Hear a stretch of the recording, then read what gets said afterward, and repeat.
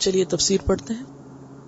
اعوذ باللہ من الشیطان الرجیم. بسم اللہ الرحمن الرحیم.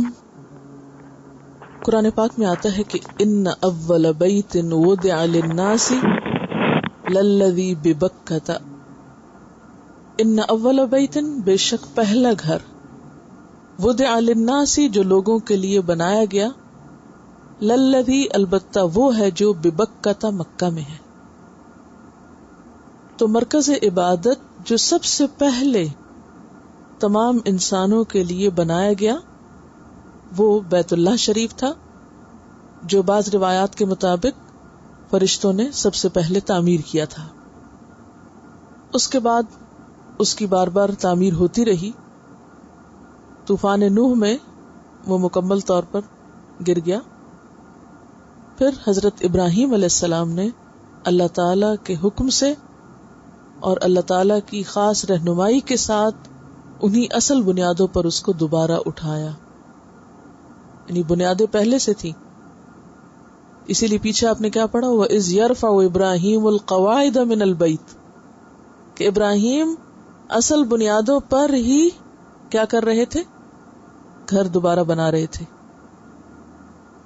لہذا ابراہیم علیہ السلام اور آپ کے بعد جو قبلہ لوگوں کے لیے پھر سے زندہ ہوا وہ کیا تھا، خانہ کعبہ، یا مقرر کیا گیا وہ خانہ کعبہ تھا.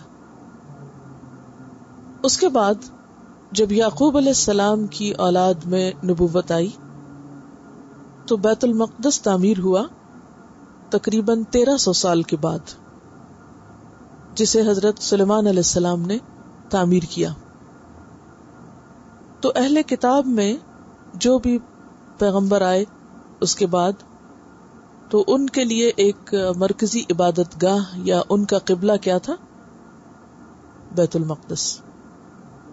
آپ صلی اللہ علیہ وسلم کا طریقہ یہ تھا کہ جن باتوں میں اللہ تعالی کی طرف سے کوئی خاص وحی نہ آتی یا کوئی خاص حکم نہ آتا تو آپ پچھلے انبیاء کی پیروی کرتے ہوئے وہ کام اسی طرح کرتے رہتے. لہذا آپ صلی اللہ علیہ وسلم نے مدینہ آ کر، کیونکہ مکہ میں تو یہ تھا کہ آپ خانہ کعبہ کے پاس تھے، خانہ کعبہ ہی کی طرف سب لوگ منہ کر کے عبادت کرتے، اور ویسے بھی وہاں ایسی مشکل نہیں تھی. آپ کو معلوم ہے کہ اگر خانہ کعبہ کے خاص سمت پہ کھڑے ہوں تو سامنے کعبہ بھی ہو سکتا ہے اور بیت المقدس بھی ہو سکتا ہے. لیکن جب آپ مدینہ تشریف لائے تو تقریباً 1.5 سال تک 16-17 مہینے آپ بیت المقدس کی طرف منہ کر کے نماز ادا کرتے رہے. چونکہ آپ کی نشانیوں میں سے، یعنی آخری پیغمبر کی نشانیوں میں سے ایک نشانی یہ بھی تھی کہ اس کا قبلہ بیت اللہ ہوگا.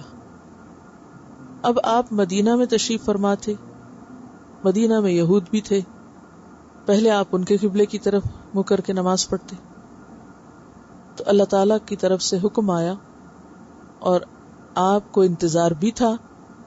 اسی لیے آگے آتا ہے کہ ہم آپ کے چہرے کا بار بار آسمان کی طرف اٹھنا جو ہے وہ دیکھ رہے ہیں، گویا یہ اس بات کی علامت ہے کہ آپ اس کا انتظار کر رہے ہیں کہ کب یہ حکم آتا ہے.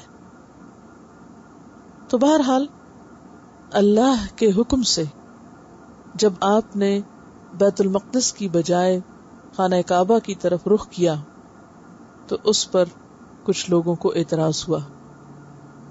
ان لوگوں کا نام تو یہاں نہیں لیا گیا، لیکن جو بھی اعتراض کرنے والے تھے ان میں سر فہرست اہل کتاب تھے، یعنی یہود تھے، اور اس کے ساتھ ساتھ منافقین بھی ہر بات میں ان کے ساتھ مل جایا کرتے تھے. تو اس پر تبصرہ کرتے ہوئے اللہ سبحانہ و تعالیٰ فرماتے ہیں سَيَقُولُ السُّفَهَاءُ مِنَ النَّاسِ، ان قریب کہیں گے لوگوں میں سے جو بے وقوف ہیں، یعنی اعتراض کرنے والے ہیں.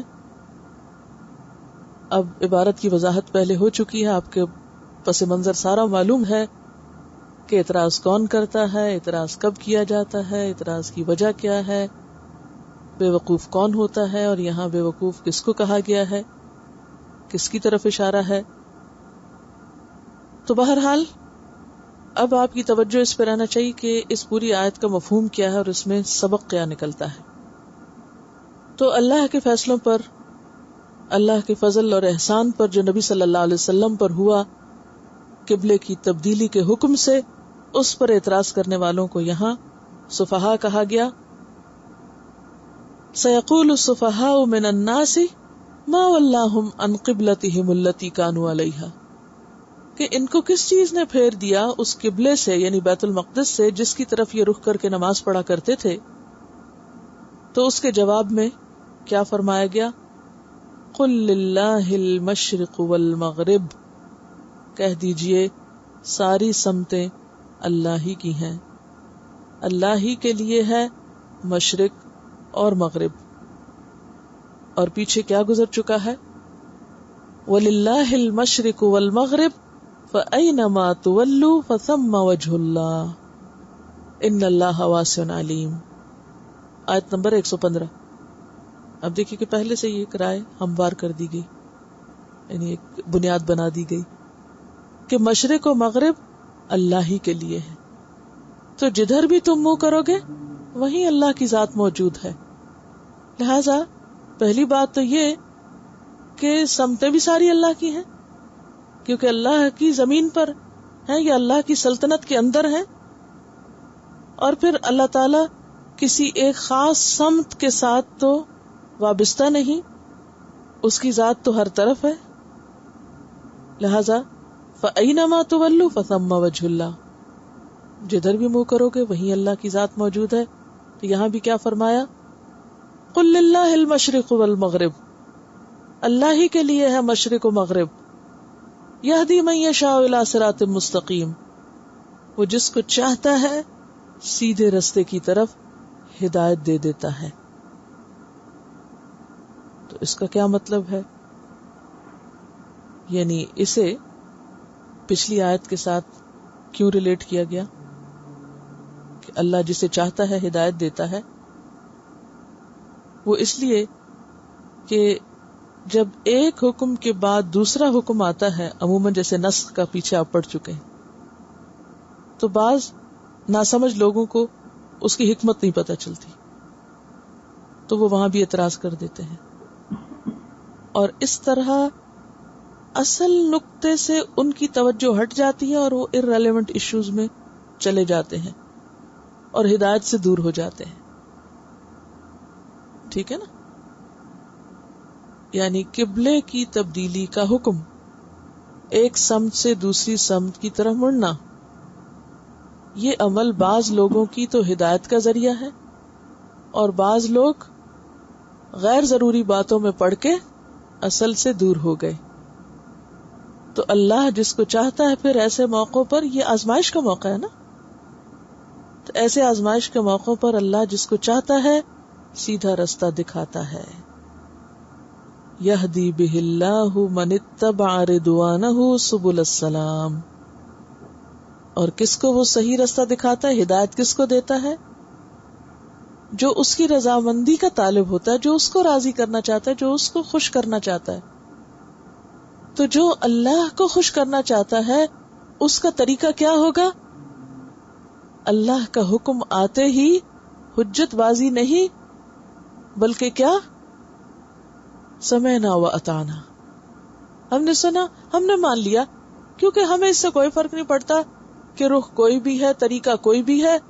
ہمارا تو اصل مطلوب اور مقصود کیا ہے؟ اللہ کی رضا. جیسا کہ قرآن پاک کی ایک اور آیت میں آتا ہے کہ انما کان قول المؤمنین اذا دعوا الی اللہ ورسولہ لیحکم بینہم ان یقولوا سمعنا واطعنا، کہ مومنوں کی بات تو کیا ہوا کرتی ہے کہ جب انہیں اللہ اور اس کے رسول کی طرف بلایا جاتا ہے کہ وہ تمہاری بات میں فیصلہ کریں، تو وہ فوراً اللہ کا حکم سن کے کہتے ہیں سمعنا واطعنا. آپ نے کہا ادھر مڑ جاؤ، ہم ادھر مڑ گئے. آپ نے کہا نہیں آپ ادھر مڑ جاؤ، ہم ادھر مڑ جائیں گے. ہمیں اس سے کیا فرق پڑتا ہے؟ کیونکہ ہمارے لیے اصل مقصود ڈائریکشن نہیں ہے، ہمارے لیے اصل مقصود اللہ کی رضا ہے. جیسے مقناطیس کی سوئی ہمیشہ ایک خاص سمت کی طرف گھوم جاتی ہے، اسی طرح مومن کا دل ہر جگہ کس طرف گھوم جاتا ہے؟ اللہ کی طرف. نحن لہ مخلصون، نحن لہو مسلمون نحن لہو عابدون. وہی ہماری زندگی کا سینٹر آف لائف ہے. لہذا جہاں بھی ہم ہوں ہم پلٹ کے مڑ کے اسی کی طرف جائیں گے، اور جہتیں تو ساری اسی کی ہیں. جدھر بھی منہ کریں گے وہیں وہ ہوگا. اس لیے اس سے کیا فرق پڑتا ہے کہ وہ ہمیں کدھر مڑنے کو کہہ رہا ہے. اور پھر سورۃ البقرہ کی آیت 177 میں مزید وضاحت سے فرما دیا گیا لیس البر ان تولوا وجوہکم قبل المشرق والمغرب. نیکی صرف یہ نہیں کہ تم اپنے چہرے کسی خاص سمت کی طرف کر لو. تمہارا مقصود سمت نہیں، ایک خاص ڈائریکشن نہیں، ایک خاص جگہ نہیں، کوئی فرقہ نہیں، کوئی گروہ نہیں، کوئی شخصیت نہیں، کوئی مقام یا مکان نہیں، کوئی مقدس جگہ نہیں. کسی جگہ کو بھی مقدس ہونے کا شرف کب حاصل ہوتا ہے؟ آپ کو معلوم ہے اس بلڈنگ میں پہلے کیا تھا؟ جب میں پہلی دفعہ یہاں دیکھنے کے لیے آئی تھی تو یہاں چرچ تھا، یہ بہت بڑا سٹیج تھا یہاں، اور وہ صلیب پیچھے لگی ہوئی تھی.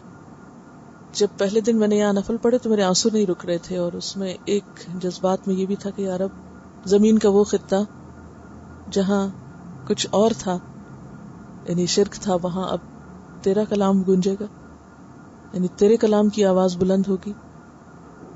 تو اب یہ جگہ تو وہی ہے. ہم اس جگہ سے کس لیے محبت کرتے ہیں؟ کہ اللہ کا کلام یہاں پڑھا جاتا ہے. اس لیے نہیں کرتے کہ یہ بلڈنگ بحیثیت بلڈنگ مقدس ہو گئی، کبھی ناپاک ہوگی اور کبھی پاک ہو گئی. یہ بات نہیں ہے. بات کیا ہے کہ کوئی بھی چیز تقدس کا مقام کب حاصل کرتی ہے؟ اس ایکٹیویٹی یا اس کام کی وجہ سے جو اس کے اندر ہوتا ہے. تو خانہ کعبہ سے کیوں محبت کرتے ہیں؟ حجر اسود کو چومتے ہوئے حضرت عمر نے کیا کہا تھا؟ تو ایک پتھر ہے. یا حجر انک حجر لا تنفع ولا تضر. کہ اے حجر تم حجر ہو، بس نہ تم فائدہ دیتے ہو نہ نقصان دیتے ہو. اگر اللہ کے رسول صلی اللہ علیہ وسلم نے تمہیں نہ چوما تھا تو میں تمہیں کبھی نہ چومتا. یعنی تم ایک پتھر سے زیادہ کچھ نہیں ہو. تمہاری ویلیو کیوں ہے؟ اس لیے کہ یہاں ایک خاص عمل کیا جاتا ہے، اور جس کا نمونہ اللہ کے رسول صلی اللہ علیہ وسلم نے دیا. تو اگر قبلہ پہلے ایک طرف تھا اور اب دوسری طرف ہو گیا تو بات جگہوں کی نہیں ہے. جگہیں بھی جب مقدس ہوتی ہیں جب وہاں پر کوئی کام ہوتا ہے. بات تو اللہ کے حکم کی ہے، اللہ کے فیصلے کی ہے، اللہ کے اذن کی ہے. لہذا ہم میں سے ہر ایک کے دل میں کیا ہونا چاہیے؟ مطلوب اللہ کی ذات، سینٹر آف لائف اللہ کی رضا. ہماری زندگی کا مقصد اللہ کو راضی کرنا. نہ کوئی فرقہ، نہ گروہ، نہ شخصیتیں، نہ جگہ، نہ مقام. وہ سب تو سیکنڈری چیزیں ہیں. وہ تو اللہ کے نام کی وجہ سے ہمیں پیاری ہے نا. یہ ایسے ہی ہے جیسے کسی انسان سے اگر آپ محبت کرتے، مثلا جو لوگ یہاں آتے ہیں قرآن پڑھنے تو آپس میں ایک دوسرے کے ساتھ آپ کی دوستی ہے یا آپ کو دوسرے اچھے لگتے ہیں، تو آپ ان سے محبت کیوں کریں؟ مثلا میں آپ سے محبت کرتی کیوں؟ اللہ کی خاطر، کہ آپ اللہ کے راستے میں نکلے ہیں، اس راستے کے طلبگار ہیں، طالب علم ہیں، اس لیے مجھے آپ سے محبت ہے. تو میری آپ سے محبت کے بیچ میں کاز کیا ہے؟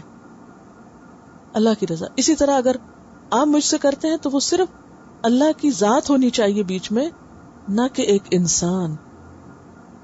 جب ہم اس کو نکال کے انسان کے پیچھے ہو جاتے یہ شخصیت پرستی ہوتی ہے، اور یہاں سے پھر شرک شروع ہو جاتا ہے کہ اس بندے کا حکم اہم ہو گیا اور اللہ کی بات پیچھے چلی گئی. یہ نہیں ہونا چاہیے. تو یہاں سب مسلمانوں کی ایک طرح سے آزمائش ہوئی تھی، ٹیسٹ ہوا تھا، امتحان ہوا تھا. کیا آزمائش تھی اس میں؟ آپ کو معلوم ہے کہ جو لوگ ہجرت کر کے آئے تھے مکہ سے، تو مکہ والوں کے لیے بہت اہم جگہ کیا تھی؟ خانہ کعبہ. اب ان کی آزمائش کیا ہوئی کہ مدینہ آ کے انہیں کہا گیا جناب اب تم اپنا رخ بیت المقدس کی طرف کر لو، جو کہ یہود کا قبلہ تھا. تھی نا آزمائش. اب مدینہ میں جو لوگ رہ رہے تھے وہ اگر ادھر منہ کر کے نماز پڑھ رہے تھے پہلے، یا جو اہل کتاب میں سے مسلمان ہوئے تھے، کچھ لوگ ایسے بھی تھے نا جو یہود و نصارہ میں سے مسلمان ہوئے تھے، وہ اس کو قبلہ مانتے تھے. اب ان کی آزمائش کیا ہوئی کہ اب وہ اپنا قبلہ کعبہ کی طرف رخ کر لیں. تو اب اگر وہ کہتے ہیں نہیں، اگر وہ تعصب کا شکار ہو جاتے، نہیں ہمارے آباء و اجداد تو بیت المقدس کی طرف منہ کرتے رہے، اور دوسرے کہتے ہیں ہمارے تو 2500 سال سے ابراہیم علیہ السلام نے وہ قبلہ ہمارے لیے بنایا تھا، ہم ادھر کیوں منہ کریں، تو سارا مقصد فوت ہو جاتا.